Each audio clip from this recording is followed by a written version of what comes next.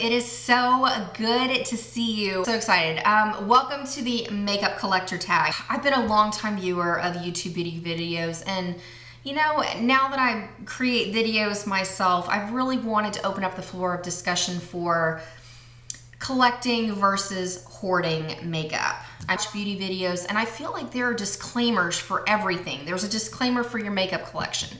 There's a disclaimer for haul videos. There's a disclaimer for things you regret purchasing. There's a disclaimer for products you love. I mean, it's just like over and over and over again, we have to apologize. I don't know. I just feel like it's gotten carried away. And so I, for one, have personally realized a lot of things about my makeup collection, and the ultimate thing is makeup is very subjective. What is functional, not excessive to one person could be just over the top for another. I personally have reached my limits for what I want in my collection. I'm actively project panning and downsizing, and that works for me. And so I wanted to throw out 11 questions that really got me thinking about where I started and the goals I seek for the future as far as my makeup collection goes. So I'm going to link all 11 questions in the description box below. And thank you to Tia, a very lovely subscriber. She is the one that penned the name, the Makeup Collector tag. And it is so appropriate. It is so like, thank you, girl. Like, seriously, awesome, awesome stuff. I already love that this is opening up the floor to just really kind of talking about whether you feel like your makeup is a collection or are you at the point of hoarding in your eyes, because I mean, we're all going to have different levels of how we get to where we are. And so this tag is going to be the first in a series of conversations talking about collecting versus hoarding, and then how it impacts us and how it's impacting our creativity and our spending and things like that. So, you know, on a little bit of a deeper topic, but at the same time, decluttering videos are super popular right now. And I don't know if you feel this way, but I love decluttering. But if you don't address what's going on behind it, it feels good in the moment because you're freeing up space. But then over the next few weeks, months, years, you're going to notice you're right back in the same place you were before. So why not take the time like this to talk about what's kind of going on in our heads and maybe find out what's triggering it? You know what I mean? So, all right, we're at 11 questions. Let's go on and get into it. And I tag you to answer this if you are an avid makeup collector, or if you're trying to build up your collection, you're trying to downsize, because I really just, this is a wonderful forum for you to make friends and realize that there are so many other people out there like you that are just as passionate about makeup. Let's go on and get into it.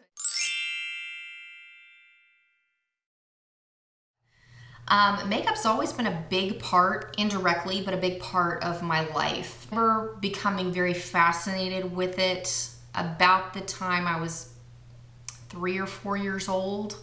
I grew up in a very traditional, old-fashioned household, if you will, and those values were reinforced growing up as a military brat. My dad was in the Army, but makeup was always something I realized the protective qualities of, because like I said, I grew up in a very traditional, old-fashioned type of household where when things happened and chaos ensued in your life, you would do your best to keep it covered up and put on your, you know, your makeup and a smile, and suddenly everything appears just perfect. And that value was reinforced growing up as a military brat because I watched Army wives do it all the time. And so it was, I read body language well. I'm very in tune with people's tones of voices, and just, I'm able to easily read between the lines of what people are saying and doing before somebody else might notice. I was fascinated with knowing that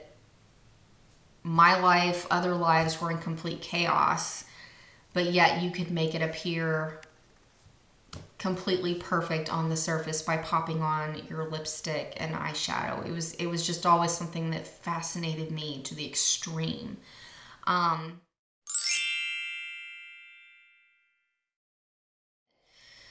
why any girl does. I wanted that rite of passage. I wanted to be considered, you know, a woman, have that ability to be creative in my own appearance because like I said, I grew up. I also wanted to wear makeup because I was a late bloomer. You know, I was that girl that was jealous because all my friends had their periods, they had boobs, and so, you know, I thought being able to wear makeup would at least help me catch up in some ways since physically I was not quite there at the time.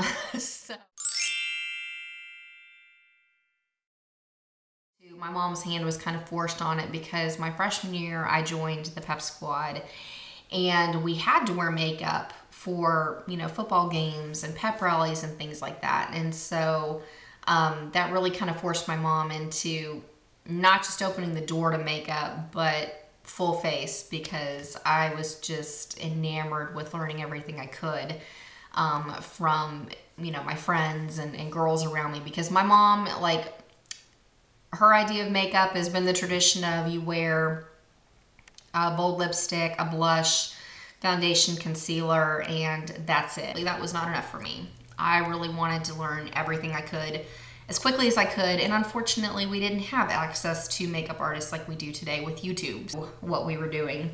But my first products, I think I remember the majority of them. I know I wore a CoverGirl powder. It was a pressed foundation that came in a brown compact. It was like 3 shades too dark for me.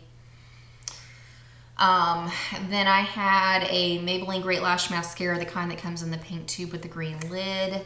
I had this wretched purple eyeshadow from Claire's. It came in like a MAC single type of packaging. It did nothing flattering for my eyes whatsoever, but I wore it. And then as far as like blush, I think I remember it either being a pink from Maybelline or CoverGirl.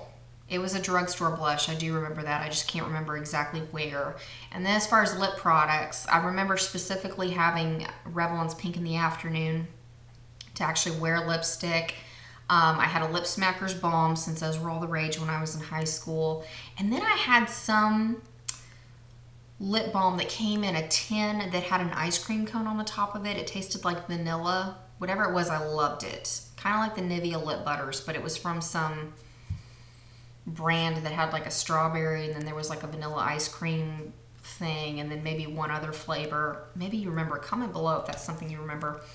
And then as far as Pep Squad went, I had a Revlon Cherries in the Snow lipstick. But other than that, I mean, it just pretty much after that year of looking horrible, I think my mom finally got sick of it. And I remember that summer between my freshman and sophomore year, she took me to the Clinique counter for my birthday and let me get some makeup and have my makeup done so that I would start learning more tips and tricks, since I wanted to take my makeup routine further than what she was capable of helping me with.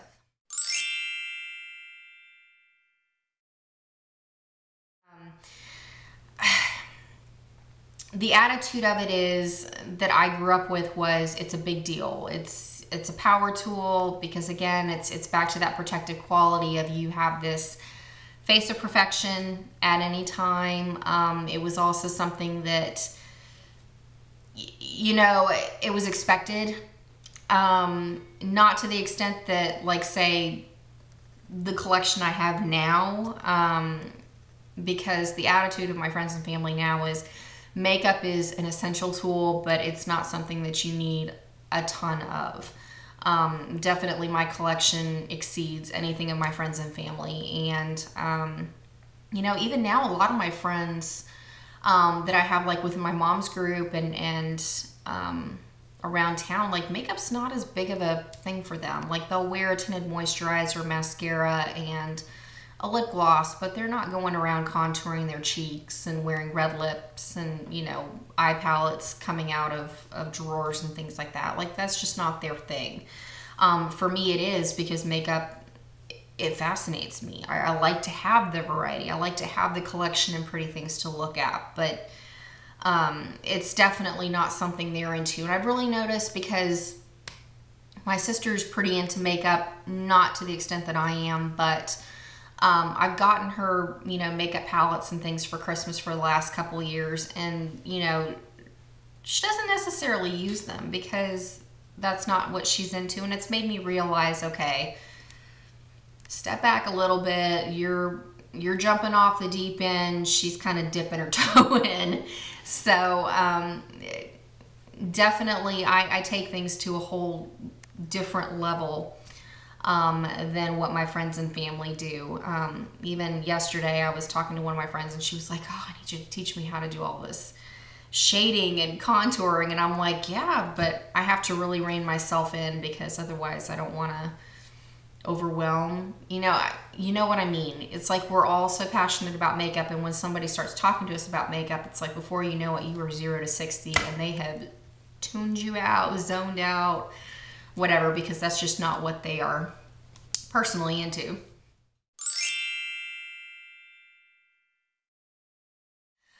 For me, it was in high school and I bought a Maybelline quad in the shade Designer Chocolates. Man, and I'm really sad that it's not the same color and formulation of what that awesome quad was back then. But, you know, that's for another time, another place. But I really, that quad in particular, I happened to be on dance team for my high school at the time, and my director really went out of her way to teach me about how to maximize my features, in particular using that quad. I mean, she taught me all about applying eyeshadow for hooded lids, how to turn a daytime eye into a smoky eye for performances. She also taught me about contouring before contouring palettes were a thing, since now, you know, highlighting and contouring and all that. I mean, that's been a very recent development. Before then, makeup artists were using, you know, eyeshadow to do a lot of that. And that's how I learned. Because she really just teaching me about cut creases and teaching me about contouring, hollowing out my cheekbones and making my eyes look bigger on stage and making, you know, just little nips and tucks there. I mean, I could not get enough. If I had had YouTube back then, holy cow. I actually stumbled on it through Amazon. At the time, I was really, really interested in the Naked palette. This was what, 2008, 2009? Was it released in 2008? Gosh, has it been that long? Anyways, around that time, like the Naked palette had been on the market. It was sold out. You couldn't get your hands on it anywhere. And so I was like, there must be something to it since so many people can't get their hands on it. And then Amazon, I was seeing sellers trying to, you know, put their palettes on the market for like $150 to $200 when it was a $50 palette at the time. And so I happened to be looking at reviews from different people, and there were a bunch of YouTube videos that were attached with the videos. And I'd heard of YouTube, I knew it was a thing, but I didn't realize there was a beauty community. I thought it was just like the viral videos that were going out at that time, like the dramatic chipmunk and, you know, all the kind of silly things. I didn't realize there was an actual community of people doing their makeup. And so when I started watching YouTube, I kept watching, and I just got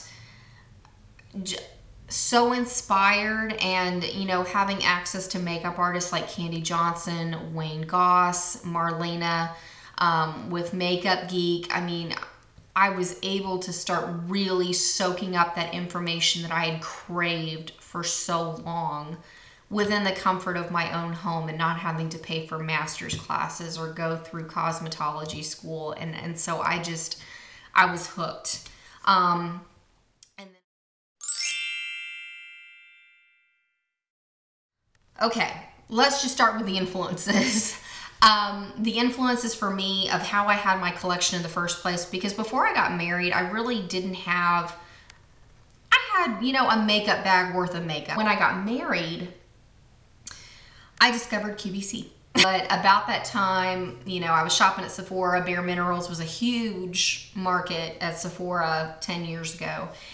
And I was flipping through my TV guide one day, and I realized that there was going to be a Bare Minerals presentation on QVC. So I, you know, happily watched it. I saw Leslie Blodgett, and she was going on and on about the, you know, benefits of Bare Minerals, and then seeing the product demonstrations, and I was hooked. QVC became my downtime when I would get home from work. He was gone for weeks, if not months at a time for, a TDY or a deployment. And so, that was one of the ways that I could easily pass my time when I would get home. I could decompress, do what I needed to do, and have QVC running in the background. And with the ease of a cell phone, I could, put on that easy pay, and before I knew it, I had a ton of makeup. It's kind of compounded because on top of watching QVC, I also had downtime where I was able to go to the exchange. And the exchange is kind of like Ulta. If you've never been to a military, PX, NEX, or BX is what we called it with the Air Force. But when you walk in there, it's kind of like Ulta because you have access to high-end brands like Lancome, Estee Lauder, Clinique. Now they even have Shiseido, Philosophy, and some of these others. But then you could also walk an aisle over and have all the drugstore stuff. So that really became something that every time I would go into the exchange, I would just mosey myself along and go talk to all the sales associates at the high-end counters, and then I'd go get my drugstore stuff too. And before I knew it, before my husband and I had our kids, that was a way we had our entertainment. We saved a lot of money, but we also had expendable income that we could just go to the mall and hang out. And while we were there, I'd go shop at Sephora or go to Macy's. And so that was just part of the deal. But going into the game changers, something I realized about myself really early, I wasn't necessarily ready to stop it, but that is what I call the splurge and purge mentality. I would go and I would buy tons of different eyeshadows that I thought were really pretty. Maybe I'd buy like a blue and then like a duochrome green and then like a pink, and I'd have all these great intentions because I thought those shades were pretty. But then I'd get home and I didn't have access to watching things like YouTube or having a makeup artist at my disposal. It was just kind of what I was able to reference on QVC.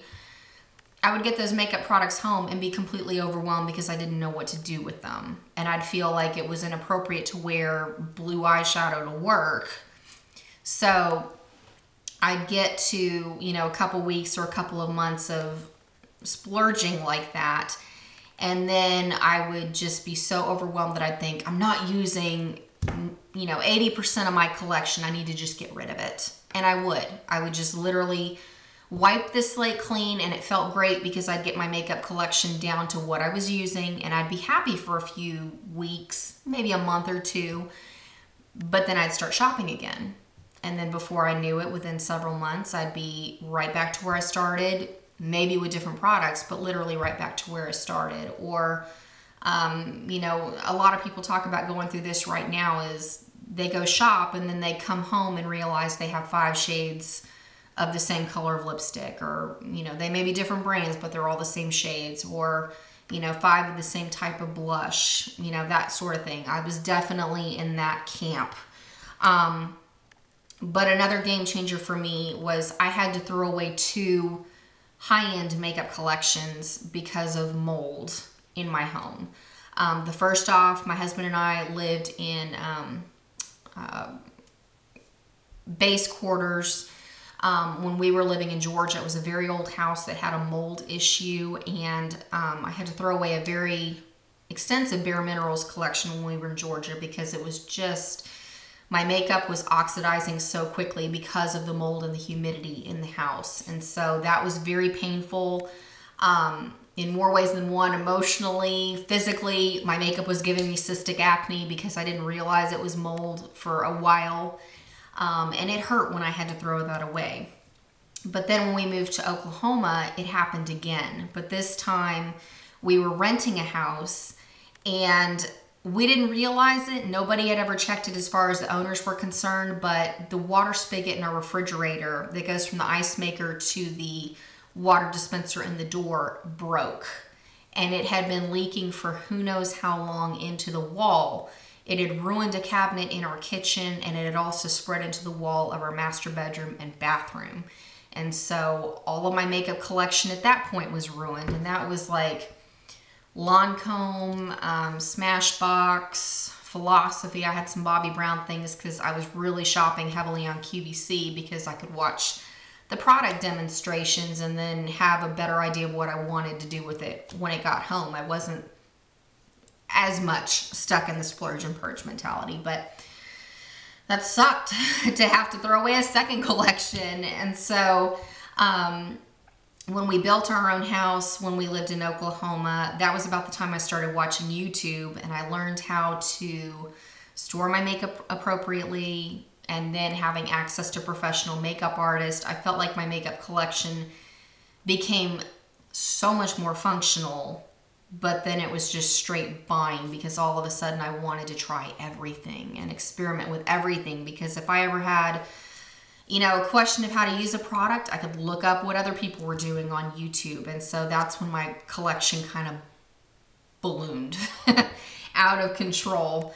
But really kind of what made the game changing for me when I realized my thinking had taken a dangerous turn was I had a lot of stress around the time that my son was born.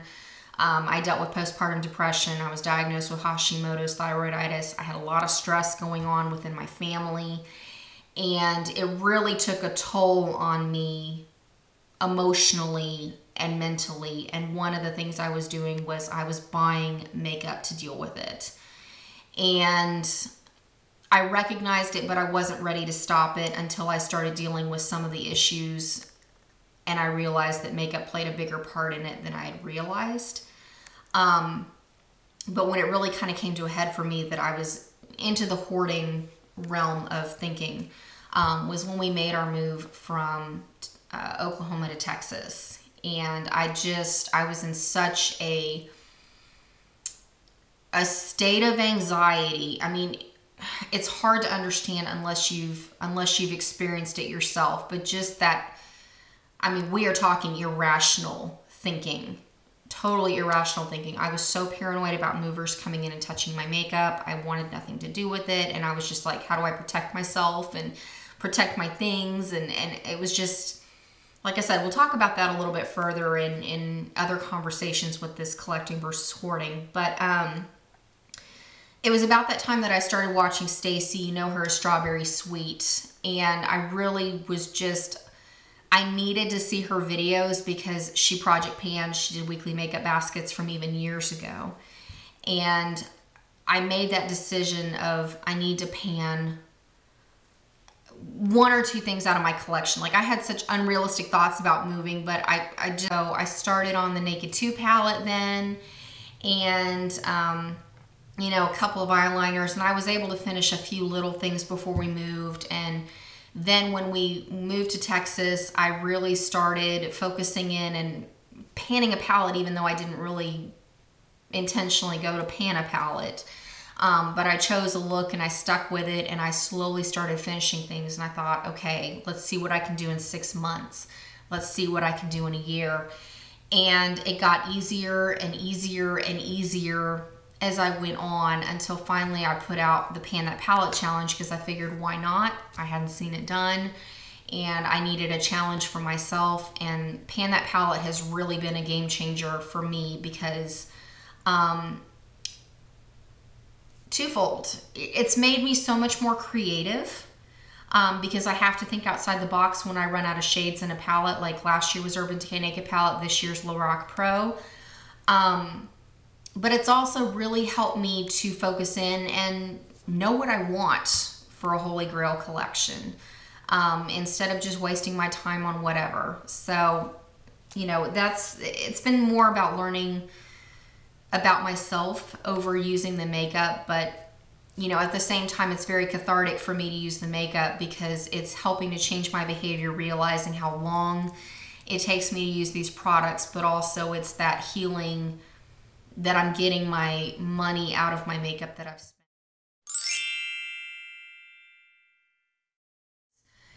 I am proud of my collection. I love to just take the time to swatch products. I, you know, put colors together. I write them down to make sure I remember, so that, you know, when I'm doing my makeup or like painting palettes, I try to write down, you know, ideas of what works, and so it kind of opens my mind creatively. But it's not something that I volunteer. I don't just walk in and say, hey, come check out my eyeshadow palette collection. But I'm more comfortable with it now. Like when people ask me questions, because it's obvious to my family and friends that I have a lot of makeup at my disposal when I come in with different eyeshadow looks, different lipsticks, you know, it's obvious. Makeup is something that I enjoy. I'm not as afraid of it if they ask me questions or want to see it now, because I know I've put in hard work for now going on 3.5, pretty much, yeah, 3.5 years of project panning consistently. Like I know where I was. I can see the visible change in where I am now. And so I know that I'm working hard. I know that I'm going to continue to work hard. So I'm not nearly as embarrassed as I once was about my collection. Yeah, so I guess, yeah, it doesn't bother me as much now. I still do have some hurdles to work through, and I'd like to downsize some more before I'd just be like, hey. But other than that, I think I am proud of it at this point. But I definitely want it to be less than what it is for the future.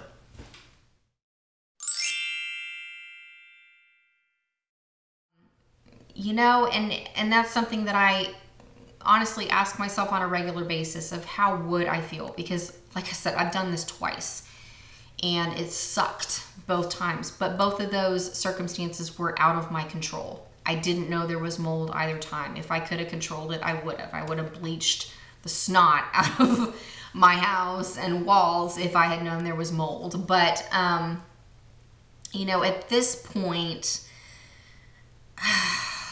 it would suck to start over, but at the same time, it would be like wiping the slate clean. It would suck because financially, no matter if you wear drugstore makeup or high-end makeup, it's a lot to go repurchase a full face. I mean, even if you're buying the L'Oreal Infallible Pro Matte foundation, I mean, that's like a $15 foundation for drugstore. Like, that would hurt. But I still feel like it would kind of be a clean slate, get to start over. But at the same time, I feel like I would still amass somewhat of a collection because I'm not going to go back to being a one makeup bag kind of girl for any time soon. I've been exposed to too many things. So I don't think I could survive with just, you know, like one eyeshadow quad, one blush, one or two lipsticks, an eyeliner, and, you know, I'd get bored with that. Even panning it, I'd get bored with just that choice on a regular basis. So I'm not quite at that level yet, but who knows? I may be in a couple of years.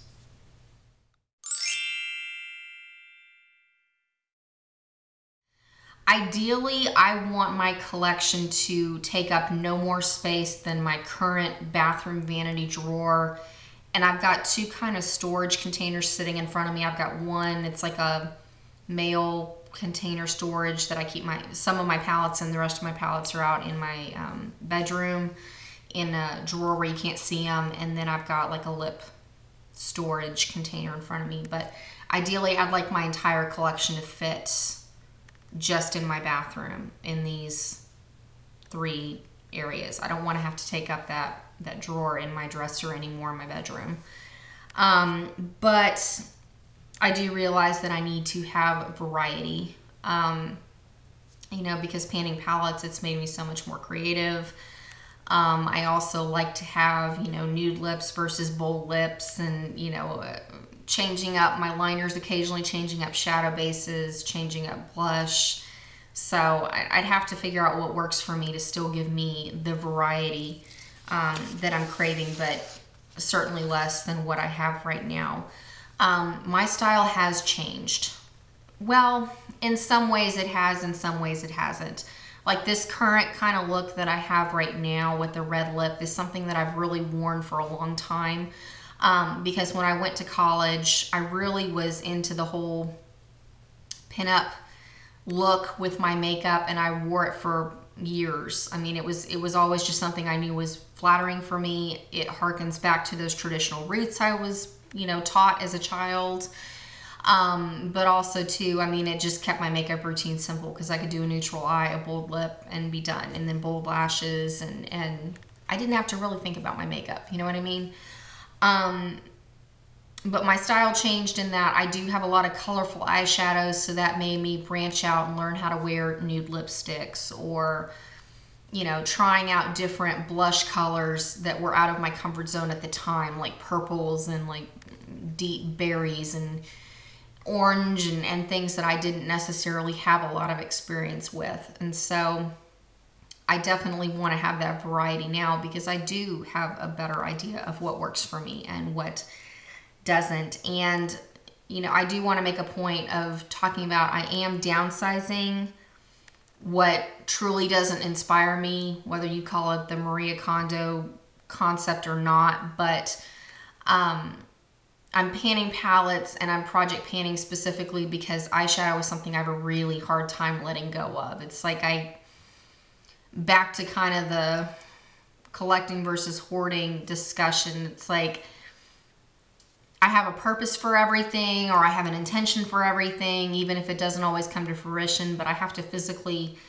experience downsizing items like that to change my behavior, to keep from buying more of it in the future. Because if I don't deal with that part of the decluttering, I'm definitely not going to learn through the next splurge and purge, I guess is a good way to say it. But again, that is for further observation in another video.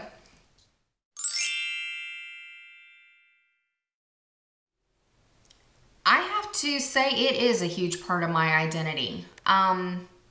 It's like I, talked about before, it started in college because, I went to school and I had this reputation from the start. I was the girl from Texas, and I had the bold red lip and the kind of the classic pinup look. It was something that got noticed because all the girls around me wore nude lips. And so every time we'd go to parties and things like that, the guys would, gravitate towards the girls that had confidence. Nothing like a red lip to show you have confidence. And so then, it was one of the things that it was part of my trademark, if you will. And I didn't even notice that until I went and had a girls trip with a couple of my college friends a few years ago, and I didn't bring a red lip, and it was noticed because they were like, we missed the red lip. Like, where is it? Because I'd learned to wear nudes and mauves and like wearable everyday colors, even though red is wearable every day, but you know what I mean. So I didn't realize that it had made such an impression on other people around me, and they were my close friends, but it's like that's how a lot of people knew me, was because of my red lipstick for a long time. And so yeah, it's a huge it's a huge part of my identity. And even now, being in my mom's group here, it's like they know I'm into makeup. Like, I never leave the house without it because, well, frankly, it's because of project panning. Like, I want to take that me time and wear my makeup and use it and get my money out of it. But it's like, if I leave the house without makeup on, it's generally because I'm in a really big rush, and my grandmother would be rolling over in her grave if she knew I left the house without makeup on. But that's modern times, things have changed. And also too, makeup is such a huge part, not just of my identity, but of my life, because that's a huge reason I sought out YouTube after I found it with Amazon, is because I needed to be a part of a community that understood exactly where I was coming from and understood the impulse, the frenzy of buying makeup and getting so excited and so wrapped up. Because, I firmly believe that every person has kind of their one physical vice that they use as not just a hobby, but as like their escape. Like, maybe as far as I was concerned, like makeup was something that clicked, not just with my brain, but my memory association from being a very small child. I can look at beauty products and remember very specific points in my life, attitudes that I had at that time, or exterior things that were happening around that time. And I know people have different things that they associate that with. Maybe yours is makeup too, but again, that's one of the beautiful things about being here on YouTube, is realizing that you know what, there's going to be another person out there that identifies with makeup like I do. So that is it for now. I would love to see your answers to these questions. Go on and call it the Makeup Collector tag to make it easy for everybody to find. Let me know if you complete this tag in the description box below, and be on the lookout for more collecting versus hoarding type conversations, because I talked about this before, but I really feel like the beauty community is ready for a discussion like this. There's a reason for all the disclaimers. There's a reason people are just feeling like they want to identify with somebody, but at the same time, we shouldn't feel like we have to brace ourselves for impact against all the criticism, because there are so many different ways of thinking in terms of makeup. So that's it for now, and I look forward to seeing you very, very soon.